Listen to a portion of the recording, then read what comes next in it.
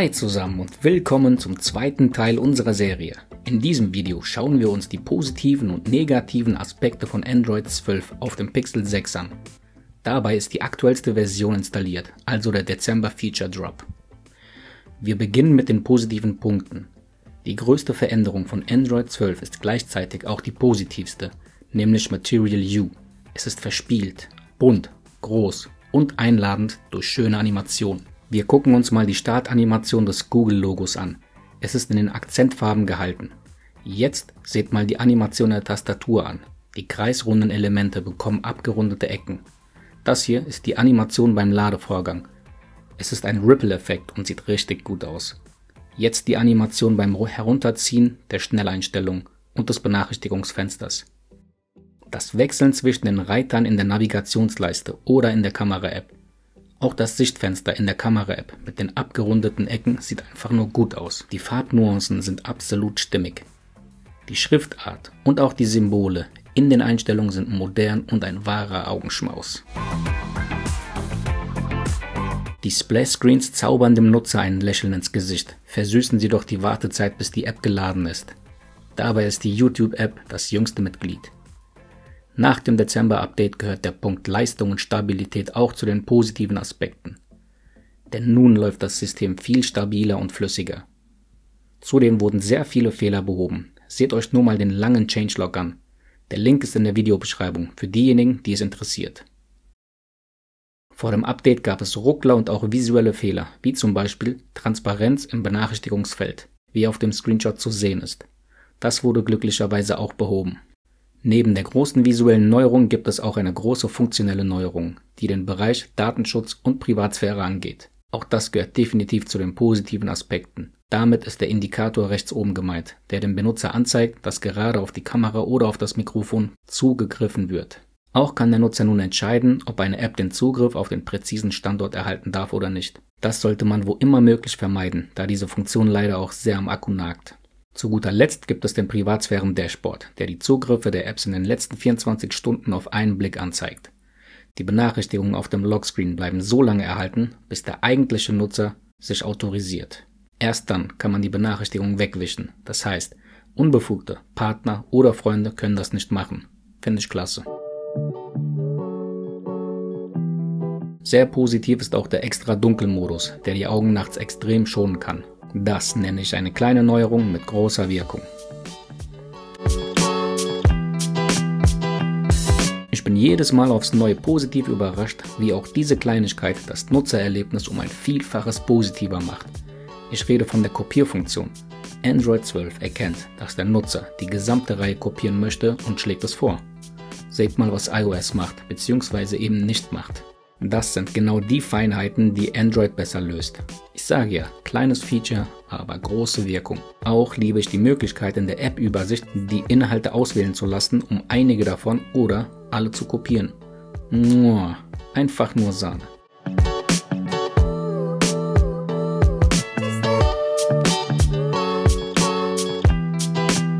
Jetzt kommen wir zu einer Funktion, die ich mit Adobe Photoshop aufnehmen möchte. Na gut, noch ist sie nicht so weit und funktioniert nur in einigen Szenarien. Aber was nicht ist, kann er noch werden. Die Rede ist vom Magic Eraser. Wenn er funktioniert, dann sehr gut und hinterlässt mit wenigen Klicks einen sehr positiven Eindruck. Der Live-Übersetzer ist unangefochten und den anderen Geräten meilenweit voraus. Er erkennt nicht nur Text, sondern auch Punktuation und löscht sogar auf Befehl. Alles löschen. Seht ihr? Now Playing ist mit dem Dezember-Update noch besser geworden, lässt sich nun die Schaltfläche auf dem Lockscreen anzeigen und manuell betätigen. Wer hätte gedacht, dass etwas Simples wie die Hintergründe und Töne in solch einem Video Erwähnung finden würden? Tja, was soll ich sagen, die Auswahl ist nicht nur riesig, sondern auch qualitativ hochwertig. Da ist für jeden Geschmack etwas dabei, ganz bestimmt. Den Abschluss der positiven Punkte macht die Funktion intelligenter Akku und adaptives Laden. Der intelligente Akku tut, was er soll und so kommen in meinem Fall immer mindestens 5 Stunden Screen-on-Time zustande. Weniger als 5 Stunden wird es nie, es geht eher in Richtung 5,5 Stunden. Damit bin ich vollkommen zufrieden, denn ich kam bisher über jeden Tag mit nur einer Akkuladung ohne zwischenladen zu müssen. Ich kann diese Funktion nur empfehlen, aber beachtet bitte den Hinweis, dass einige Benachrichtigungen sich verzögern können, da die Leistung und Hintergrundaktivitäten reduziert werden. Beim adaptiven Laden wird das Pixel über Nacht konstant aufgeladen, um langfristig die Lebensdauer des Akkus zu erhalten. Es verwendet den Wecker, um das Gerät vollständig aufzuladen, bis man aufwacht. Das waren die positiven Aspekte. Bevor wir mit den negativen beginnen, möchte ich klarstellen, dass ich Android 12 generell als positiv ansehe, trotz der gleich kommenden Negativpunkte. Ich finde es wirklich gelungen. Das könnt ihr mir glauben. Die Funktion At a Glance führt gemeinsam mit der Suchleiste unten die Liste der Negativpunkte an. Ich verstehe einfach nicht, warum Google es nicht zulässt, diese Funktion vom Homescreen zu entfernen. Wieso dürfen wir Nutzer unseren Homescreen nicht so gestalten, wie wir wollen? Genau für die freie Anpassbarkeit stand und steht Android doch. Oder irre ich mich? Der Zwang geht leider in Richtung Apple. Anstelle von At a Glance will ich mein Wetter-Widget. Geht nicht.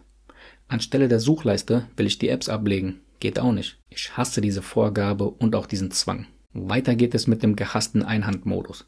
Der ist nicht gut umgesetzt, denn es gibt oft Situationen, in denen man nicht an Elemente kommt, die oben links platziert sind. Eine echt halbherzige Lösung, die leider auch von Apple kopiert wurde. Hör auf damit, Google. Versuch nicht so zu sein wie Apple, sondern anders und vor allem besser.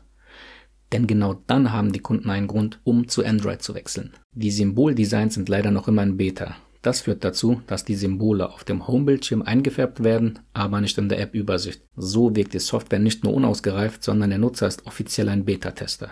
Anders kann ich es mir nicht erklären. Die neue Ansicht für die Schnelleinstellung. Ist sie wirklich schnell? Eher nicht, denn beispielsweise brauche ich, um das WLAN oder die mobilen Daten auszuschalten, einen Schritt mehr als noch in Android 11. Auch sind nur weniger Kacheln auf einer Seite vorhanden. Ich weiß, dafür sieht es einfach besser aus und man trifft sie auch besser, dadurch, dass sie größer geworden sind. Auf dem Lockscreen fehlen mir Shortcuts, so wie bei Samsung oder Apple. Solch nützliche Funktion hat man leider nicht von Apple kopiert. Das ist mir unverständlich. Ich nutze zum Beispiel sehr oft die Taschenlampenfunktion beim iPhone oder bei Samsung. Das fehlt hier einfach und Googles Lösung ist einfach komplizierter bzw. umständlicher. Das Always-On-Display und der Game-Modus ist nicht verfeinerbar. Man kann keinen Zeitplan einstellen, dadurch bleibt es beispielsweise die ganze Nacht über aktiv. Das ist pure Akkuverschwendung. Denn was nützt mir ein aktiver Always-On-Display, wenn ich schlafe und es eben nicht nutze?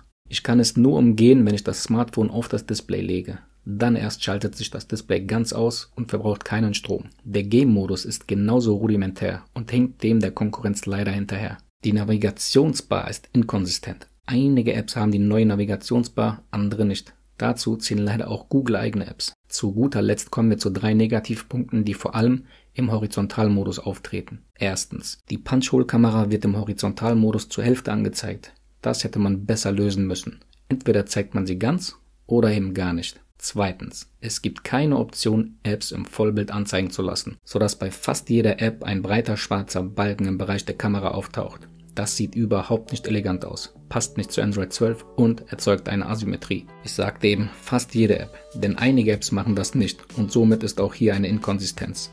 Leider. Drittens. Die Apps im Landscape-Mode verschwenden unheimlich viel Platz, sodass man vom eigentlichen Inhalt nicht viel sehen kann. Schaut euch mal die Balken oben und unten an. Das Sichtfenster, wo der Inhalt eingeblendet wird, ist extrem klein und es engt mich ein. Das macht echt keinen Spaß, Inhalte so dargestellt zu bekommen. Da frage ich mich, ob Google schon mal was von immersiven Erlebnis gehört hat. Es kann doch nicht so schwer sein, die Bereiche oben und unten während des Scrollens auszublenden, sodass man einfach nur noch den Inhalt sieht. Komm schon, Google, das müsst ihr hinkriegen. Okay. Das waren die meiner Meinung nach positiven und negativen Punkte von Android 12.